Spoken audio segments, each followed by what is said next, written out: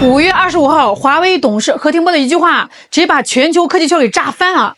咱们不玩几何缩微了，咱们玩时间缩微。这话是啥意思呢？以前全世界的芯片大厂都钻在一个死胡同里，比谁的刀工好，能在指甲盖那么大的硅片上刻出更细的线条，塞进更多的晶体管。这就好比一个超级仓库，全世界都在比谁把这个货架做得更薄，好塞进更多的货。华为以前也是这么玩的，结果呢被人家掐脖子憋屈。这一次，华为直接掀桌子，不跟你拼货架的厚度了。华为派进去一队会飞的闪电快递员，这就叫时间缩微。仓库还是那个仓库，货架还是那些货架，但我进去取货的机器人跑得飞快，数据周转效率直接飙升了10倍，而且空间没变但是我处理订单的能力瞬间碾压全场。你哪怕把这个货架刻得再细，跑得没我快，那也是白搭。更狠的料在后面，华为秋天要出的新麒麟玩的是逻辑折叠。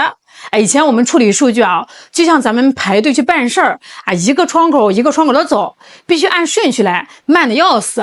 现在这个逻辑折叠就好比华为把这个办事大厅变成了千手观音模式，哪怕你再复杂的任务，我直接把指令折叠起来，几百个窗口同时处理，性能瞬间实现节约。这就是为什么华为说预计到2031年咱们能搞出1.4纳米级别的效果。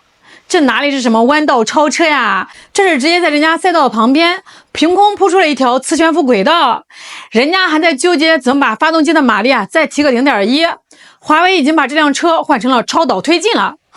这就叫改写规则。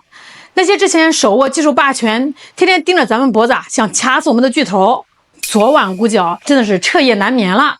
因为他们突然发现，他们筑的高墙在华为的新路径面前变成了一堆废纸。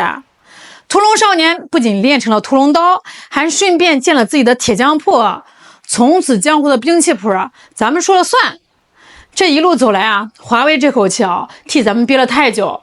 何庭波说的是云淡风轻，但这背后是无数工程师在实验室里熬白的头发，是几千个日夜的死磕到底。